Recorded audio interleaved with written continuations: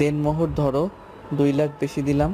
আমার জানা নাই নির্ধারিত অ্যামাউন্টের বেশি দিলে সমস্যা আছে নাকি।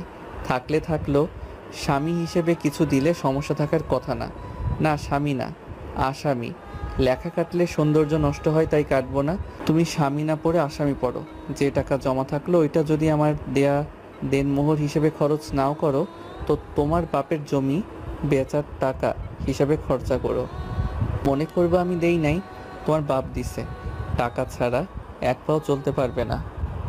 উকিল হবার জন্যে ভালো রকম টাকা লাগবে। ঘটনা হইল, আপনার মতো উকিল খুব দরকার ম্যাডাম। তাইলে হয়তো আমার মতো জয় আমিরেরা মায়ের লাশ দেখিয়ে আপনার কাছে অপরাধীর শাস্তি আশা করতে পারবে। অপরাধীকে ফাঁসিতে ঝুলতে দেখে তাদের আগুন নিভবে। আমার মতো পাপী তৈরি হবে না আরেকটা। কিন্তু ঘটনা হলো, উকিল হিসেবে সবাই আপনাকে দেখবে, আমি বাদে। এটা অবশ্য ভালো। আমার মতো আইন বিদ্বেষী পাপীর ঘরোয়ালি আইনজীবী বিষয়টা বেমানান। আপনি যখন উকিল হবেন ততদিন আমি থাকবো না বোধহয়। আমি আর বাঁচবো না বেশি দিন। খুব অল্প সময় আছে আমার। এই দিনগুলোতে আমি মাত্রাহীন পাপ করব। তোমার ঘেন্না আরও বাড়বে।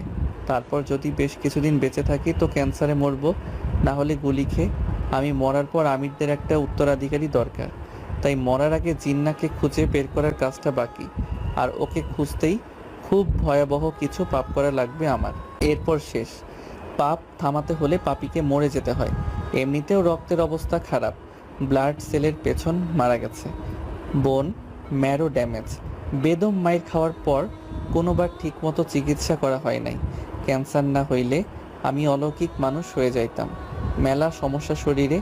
এখনও মাংসের ভেতরে কামড়াচ্ছে। শরীর ভালো না। জ্বর আসবে মনে হয়। জীবনে ভালো আমি হইতে পারতাম। হইলাম না কেন জানা নাই। আমির পরিবারে বড় বাবা ছাড়া কেউ আমার মতন ছিল না। সবচাইতে বড় দ্বন্দ্ব কোথায় লাগছে জানো?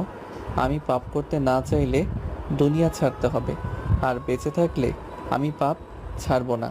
আমার কাছে পাপের কারণ নাই, কিন্তু খুন আবার মদের মতন। প্রথমবার জোশে এক ঢোক পিললে পরের বার নেশায় 1 বোতল লাগে। এরপর হাতের বাঁধন ছুটে গেলে আর বিবেক কাজ করে না। আর আমি তো রক্তে অভ্যস্ত খুব ছোটকালে। আমার কাছে পাপ পাপ না। আমি পাপ পুণ্য বুঝি না।